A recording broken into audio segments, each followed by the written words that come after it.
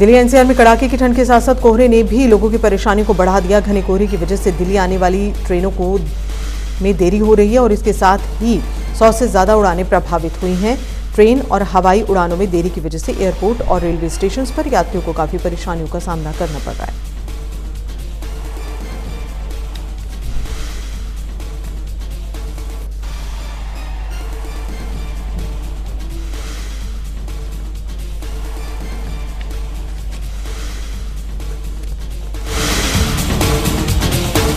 चंडीगढ़ में एसएसपी कंवरदीप कौर ने press conference कर साल 2023 में अपराध की रोकथाम के लिए पुलिस की ओर से की गई कार्रवाई का पूरा ब्यौरा दिया। उन्होंने बताया कि इस वर्ष कुल 348 भगौड़े अपराधियों को काबू किया गया है, जिनमें से 100 से ज्यादा अपराधी संगीन वारदात में शामिल थे। वहीं इंटीग्रेटेड कमांड कंट्रोल सेंटर के माध्यम से भी 410 मामले स्मार्ट कैमरों के जरिए सुलझाए गए हैं। इनमें सड़क हादसों से जुड़े मामले हैं, झपटमारी और अन्य प्रकार के आपराधिक मामले शामिल हैं। चंडीगढ़ पुलिस ने इस वर्ष कुल 11 गैंगस्टर्स को गिरफ्तार किया।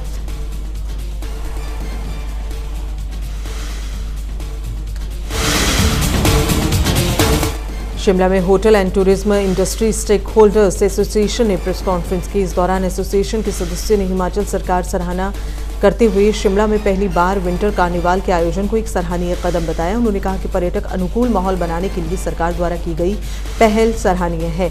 बाजारों को आधी रात तक खुला रखने, पर्यटकों को असुविधा से बचाने के लिए यातायात को नियंत्रित करने जैसे सकारात्मक निर्णय लेने से शिमला में पर्यटन वापस पटरी पर लौटा है।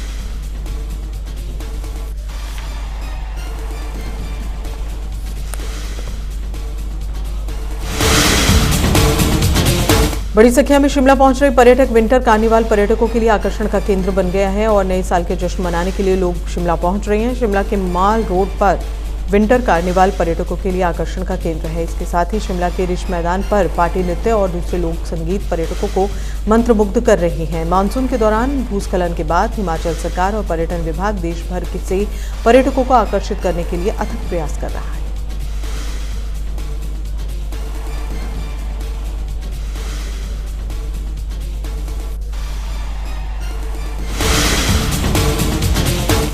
महाराष्ट्र के छत्रपति संभाजी नगर में हाथ के दस्ताने बनाने वाली एक फैक्ट्री में भीषण आग लग गई। इस भीषण आग में 6 लोगों की मौत हो गई है। सूचना पर पहुंची दमकल की गाड़ियों ने आग पर काबू पाया। घायलों को छत्रपति संभाजी नगर के सरकारी अस्पताल में इलाज के लिए भर्ती करवाया गया।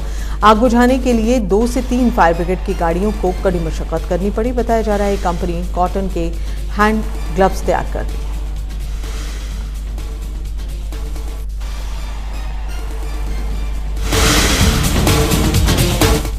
जम्मू कश्मीर के डीजीपी आर स्वैन ने साल 2023 में कानून व्यवस्था को लेकर जानकारी दी। इस दौरान उन्होंने साल 2023 में पुलिस की ओर से आतंकियों पर की गई कार्रवाई का पूरा ब्यौरा भी रखा। उन्होंने बताया कि साल 2023 में जम्मू कश्मीर में 76 आतंकी मारे गए हैं, जिनमें से 55 विदेशी आतंकवादी हैं। उन्होंने बताया कि जम्मू कश्मीर केंद्र शासित प्रदेश में अब केवल 31 स्थानीय आतंकवादी बचे हैं, जो अब तक का सबसे कम आंकड़ा है। डीजीपी और आर स्वैन ने बताया है कि घाटी में पिछले वर्ष की तुलना में आतंकवादी घटनाओं में 63% की गिरावट दर्ज की गई है।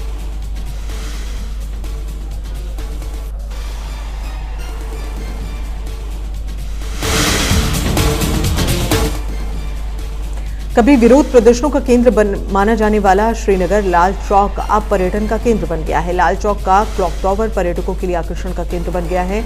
बड़ी संख्या में लोग परिवार के साथ समय बिताने आ रहे हैं। दुकानदारों का कहना है कि पर्यटकों की संख्या बढ़ने से उनके व्यापार में इजाफा हुआ।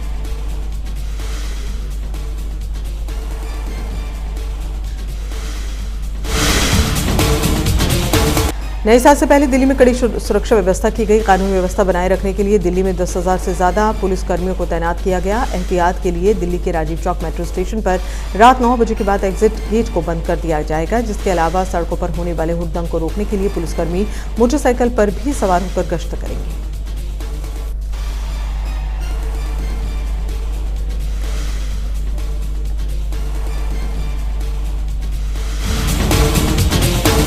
जम्मू कश्मीर को आतंक से मुक्त कराने के लिए केंद्र सरकार लगातार एक्शन में है और इस कड़ी में केंद्र सरकार ने बड़ा एक्शन लेते हुए जम्मू कश्मीर के तहरीक-ए-हुर्रियत संगठन पर प्रतिबंध लगाया है।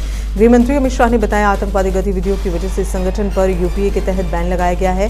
गृह मंत्री ने कहा, ये संगठन जम्मू कश्मीर को भारत से अलग करने और इस्लामिक शासन स्थापित करने की निषिद्ध गतिविधियों में शामिल है। ये समूह जम्मू कश्मीर के अलगाववाद को बढ़ावा देने के लिए भारत विरोधी प्रचार फैला रहा है और आतंकवादी गतिविधियां जारी रख रहा है। आपको बता दें, इससे पहले गृह मंत्रालय ने मुस्लिम लीग जम्मू कश्मीर पर भी प्रतिबंध लगाया था।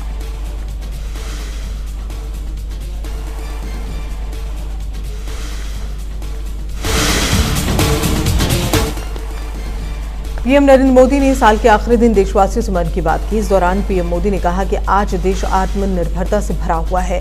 आत्मनिर्भर भारत के निर्माण में युवाओं का काफी बड़ा योगदान है। उन्होंने कहा, आत्मनिर्भर भारत का एक उदाहरण मिशन चंद्रयान है और इस मिशन में महिला वैज्ञानिकों ने अपनी क्षमता को दुनिया के सामने रखा। इसके साथ ही पीएम मोदी ने खेल के मैदान में भारतीय खिलाड़ियों के प्रदर्शन का भी जिक्र किया। उन्होंने कहा कि देश में खेलों को बढ़ावा देने के लिए कई योजनाएं चलाई जा रही हैं। पीएम मोदी ने एक बार फिर देशवासियों से आत्मनिर्भरता को 2024 में भी कायम रखने की अपील की।